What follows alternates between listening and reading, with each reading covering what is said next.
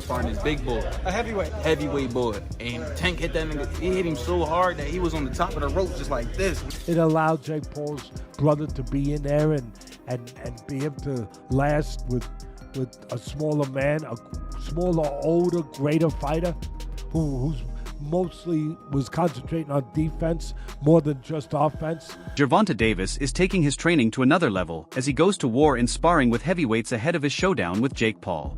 Davis isn't holding back. He's been matching power with much bigger men in the ring. One session reportedly got so intense that the heavyweight looked shaken after Davis landed a thunderous shot. Oh, no, you're right. But tell people what happened. Man, I was about to spar. Before I was about to spar Tank, he was sparring this big boy. A heavyweight. Heavyweight boy. And Tank hit that nigga. He hit him so hard that he was on the top of the rope just like this. Gervonta Davis has once again been turning heads, this time by pushing through and punching heavyweight boxers during intense sparring sessions. Known for his explosive power in the lightweight and super lightweight divisions, Tank is proving that size does not limit his force. In recently surfaced footage, he's seen landing sharp combinations with precision and speed, putting even larger fighters on edge. His ability to control the rhythm, slip counters, and fire back with combinations shows how serious he is in this camp. Every move reflects that he's sharpening not just his power but also the endurance needed to handle bigger, stronger opponents, a key factor for his upcoming fight with Jake Paul. Look like you're playing pool with a short stick. Fall in between them, Kev. Punch when he punch, Kev. Punch when he punch. Punch when he punch. Yep. They ain't stopped firing. We slowed down. Now we're going to commence firing again. That's what we do. We reload and come back. Yeah, you ain't got to get close, Tank, because we know you're scared to get close. Get close, Tank. Keep rolling, Kev. All the way down the road. Come to me, baby. Despite the clear size difference between Davis and his sparring partners, Tank continues challenging himself against fighters who outweigh him significantly. These sessions aren't about dominance, they're about precision. He's learning to manage distance, control tempo, and maintain his trademark explosiveness even under pressure from larger opponents. His team says this training helps him calculate angles and timing, essential for adapting to Jake Paul's unorthodox style. Davis knows Jake's biggest advantage is size, so by sparring heavyweights, he's eliminating that intimidation early. It's a strategy built on discipline and confidence, preparing him for every scenario once the bell rings. Here's a clip of Gervonta Tank Davis releasing footage of him training and sparring with the heavyweight ahead of his showdown with YouTube sensation turned professional boxer Jake Paul that's set to take place November 14th in Atlanta, Georgia at the State Farm Arena. Tank Davis is 5'4" and he weighs in at 135. His last fight, he actually was 133 pounds. Jake Paul is 6'1" with a 76-inch arm reach, and he weighed in at 199 pounds his last fight. And fight before that, he weighed in at 224 pounds. Gervonta Tank Davis has a 67-inch arm reach. This is why this fight has to be ruled an exhibition and not a real professional boxing match, because no boxing commission would sanction it. Let me know what y'all think about this. As you see, Tank Davis is using and working on movement. Let me know. I'm gone. Peace. Former UFC star and fight analyst Chael Sonnen believes Gervonta Davis carries the weight of boxing's credibility in this matchup. Sonnen said that regardless of what Jake has done to draw attention to the sport, it's Tank's job to remind fans what real boxing looks like. For Sonnen, this fight isn't just competition, it's a statement. Davis aims to prove that technical skill, timing, and years of ring experience still outweigh social media hype. Sonnen confidently stated that Tank's mission is to silence the circus surrounding Jake's career. A knockout wouldn't just be a win, it would be a reminder of what elite boxing truly is. Which is to let anybody know that's listening that it doesn't make any difference, that boxing is a real sport. My skills versus your skills, of which I am an abundance of and of which you have none of. My life's commitment and dedication versus a second or third or fourth thought in the world of priority on your list. And I used to believe those things. Now, I go back far enough in MMA that I've had my eyes opened a number of times. The fact that karate was so incredibly useless, or the fact that Jeet Kune Do was so incredibly useless. Like, these were not things that I would have bet on when I was in high school. As a wrestler at that time, I would not have assumed that I would fare well in a fight against somebody that knew Kung Fu. We had all been falsely led through Hollywood. Not through competition, not through sport, not through understanding of the game, but just through Hollywood. We were told that those guys were the most dangerous guys. So, we then eventually get up to Conor McGregor versus Floyd Mayweather, which had a weight discrepancy, but it was very small. I mean, I watched him weigh in, I want to say it was like 8 pounds. As fight week approaches, footage and reports confirm that Davis has been actively sparring against heavyweight fighters. These aren't light workouts, they're full-force sessions that push Tank out of his comfort zone. His trainers say the goal is to make the actual fight feel easier by facing tougher resistance in training. The heavyweights help sharpen his defense, improve head movement, and teach him to generate power efficiently against larger frames. Each round builds his confidence, proving that even against bigger men, his timing and precision make the difference. It's an unusual but effective strategy that shows how seriously he's treating Jake Paul as a real threat.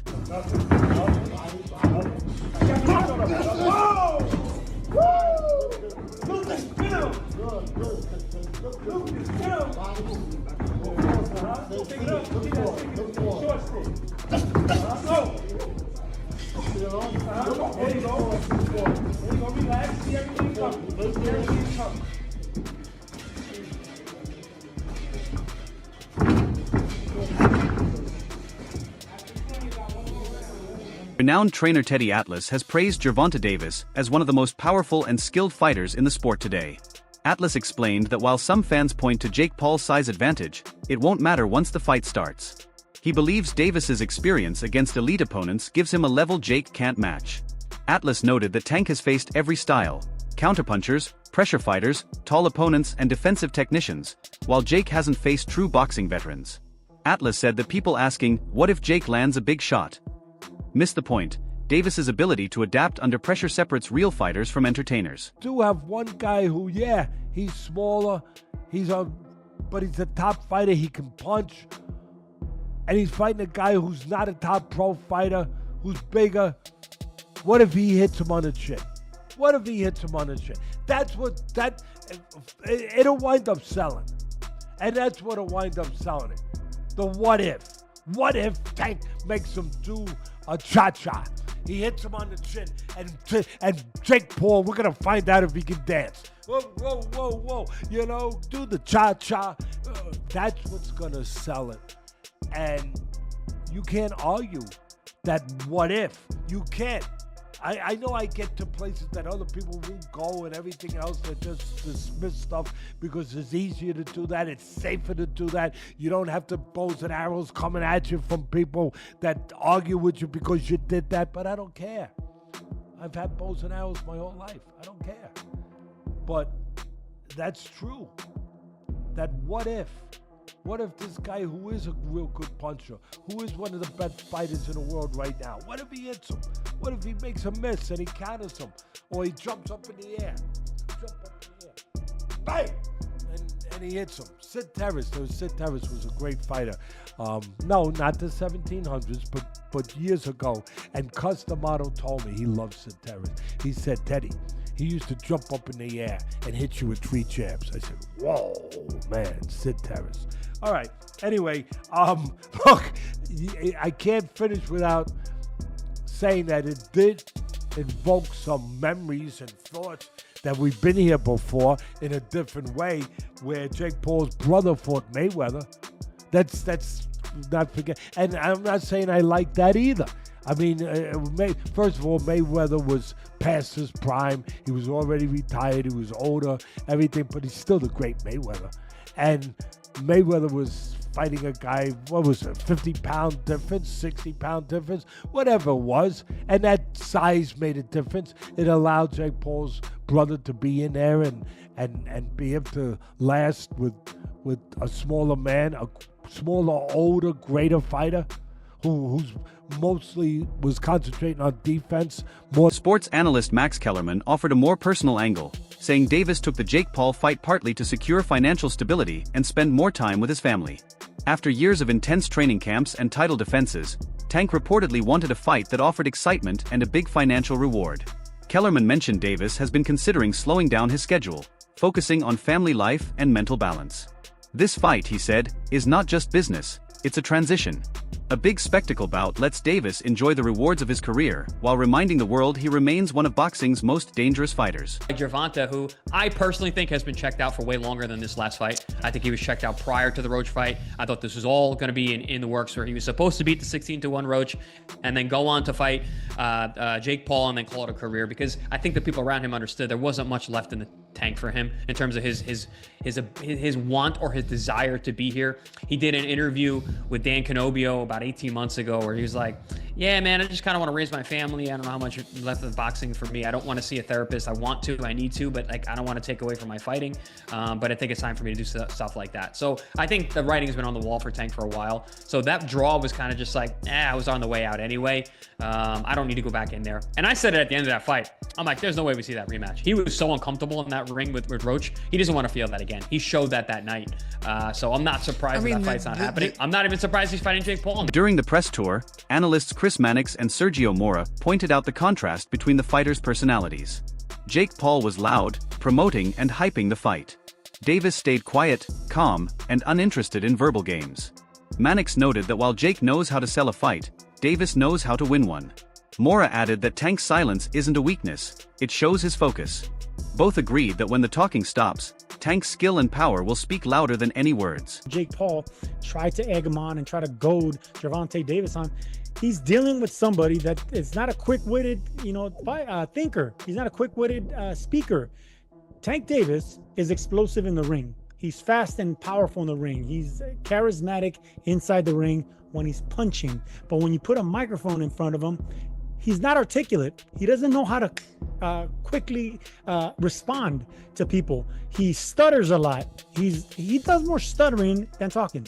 So Gervonta Davis in front of a microphone is not going to sell.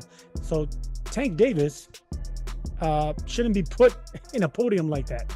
He should have speakers for him. He should have someone talking for him. He should have a mouthpiece. Tank Davis is not going to sell this fight. And Jake Paul knows it. That's the reason he kept throwing jabs at him. He tried to get Tank out of his shell. Tank's not quick verbally enough. He's not quick-witted. He's not quick with the tongue. So in order for him to sell this fight, he's going to have an adversary that can spit something back. Like, for instance, Chavez Jr., he didn't have that quick-witted response, but he had the backing. He had the loyal following. And Chavez Jr., like many Mexicans, don't need to speak because they do all their fighting in the ring, and people know that. Tank Davis, I don't know, man. He didn't look good in his last fight. He's not fighting the killers in his division. People are getting off that Tank train, and we know that he's had his issues outside the ring. The love's not there anymore. Tank Davis is losing a lot of passion, a lot of followers, and people aren't buying this circus that Jake Paul's trying to sell. And I'm glad that people are getting off this train. The commission in Georgia got off this damn train. That's why they had to move this fight to Florida. Former world champion Tim Bradley revealed that Davis had limited options before agreeing to fight Jake Paul. He said Tank initially wanted a rematch with Lamont Roach, but negotiations collapsed. With few big options and pressure from promoters, the Jake Paul fight became the most realistic choice. Bradley explained that people don't realize how many unseen factors affect matchmaking: business, timing, and broadcast politics. Regardless, he believes Davis will capitalize on the opportunity and remind fans why he is a world-class boxer. I do. I'm not making no excuses for Tank at all, but this is just my perspective, man. Tank had no other choice but to do this fight, man. He had no other choice. He was in training for that Lamont Roach fight, and, then the covers got pulled off, and then this fight came about. This is an inside thing, man. I swear, man, I'm telling y'all, this is an inside thing. This is something that Al, PBC wanted Canelo to do, because this is how they eat. This is how they gonna eat. This is how they gonna recoup, As you know, PBC, they got no legs to stand on, man. You know, money going out, not enough money coming in. They got to spend their own bread, for everything, for everything. So, they need money coming in. And their guy, Canelo, left. He with Turkey now. They wanted Canelo to do this fight. And now Tank is obligated to do this fight, man. Again, to save PBC. I promise y'all, man. I'm telling you. Tank was already signed up to fight Rhodes rematch. He was already signed up, You could just tell, man. I can tell, Yesterday, listening to the press conference, I saw I don't know what it was. It was something with Jalen Love. And it's like a secret. I don't know what that is. It's a secret, though. After the press conference, some fans questioned whether Gervonta Davis was fully motivated. Observers noticed his quiet demeanor and minimal reactions to Jake's trash talk. Some saw focus, others saw disinterest. The size difference also sparked debate about fairness. Many expected Tank to be more vocal, but instead he appeared calm and mentally locked in. Those close to him say his silence shouldn't be mistaken for lack of interest. It's part of his preparation. He won't waste energy on theatrics that don't win fights. Jake Paul legitimately cooked Gervonta Davis in that press conference, and I really don't know how to feel about that. And to be honest with you, I still don't understand how boxing even allowed this to be made. I don't. Dog, this is not an overstatement. Literally one of the core pillars holding up boxing is this literal fake superiority complex that they have over literally every other combat sport, despite literally being the least effective main combat sport there is. Brother, kickboxing, Muay Thai, Brazilian Jiu-Jitsu, wrestling, brother, I put judo over I put boxing. In terms of practicality of combat, oh yeah, 100%. Brother, if Jake Paul makes it competitive against Gervonta Davis, I'm looking at this brother. Oh, well, weight difference, brother. Gervonta Davis has been training his entire life. I'm sorry, bro. It's bad enough that the fact that if this was under any other combat sport, this would literally be one of the most one-sided matchups of all time. And it wouldn't be in favor of Davis. No, dog, if you did this under an MMA rule set, oh my gosh, bro, Paul cooks Gervonta. It's not close at all. Round one finish level. Understand this, Gervonta Davis versus Jake Paul is taking place in literally the only combat sport where Davis should win. I'm still shocked that they allowed it to be made. Because, there's no upside. If Jake Paul beats Gervonta Davis, now we're kind of looking wait a minute. What? Brother, don't forget. I still think it's a horrible look that Tyson Fury couldn't finish Francis Ngannou. That is so bad. Well, Francis Ngannou's a great boxer. Francis Ngannou, no joke, is one of the worst boxers to ever be in the UFC. He just has absurd power. No, look at the technique of Francis Ngannou. It's not that good. It's carried by power. Going into this, I'm hyped. But it's also, I'm looking at this bro, Gervonta has. While Jake Paul has been criticized for exploiting boxing traditions, some critics are now questioning Davis as well. They argue that by fighting Jake, Tank is helping validate influencer boxing. Fans hoping for him to face top contenders feel disappointed, viewing the fight as entertainment over legacy. Supporters argue boxing has always balanced sport and spectacle. For Davis, this fight is about controlling the narrative and proving that skill still matters. If he dominates Jake Paul, critics may shift and respect his ability to bring credibility back to the sport. Paul is not the problem with boxing. Tank Davis is. Jake Paul's doing exactly what he's supposed to do. He's a Disney Channel kid, YouTube star turned boxer. Of course, he's gonna make these stupid spectacle matchups. He doesn't care about his career, his legacy, or the sport. Meanwhile, we have Tank Davis, the heir apparent to Floyd Mayweather and Adrian Broner, who has real talent. And if he was actually consistent in the ring and was willing to get in with some of the best fighters in the world, he could be top 3 pound for pound best fighters in the sport. But instead, Tank just wants to hold up his division for 5 years and make a mockery of the sport, especially with this fight. That's it for today's video. Stay tuned until next time.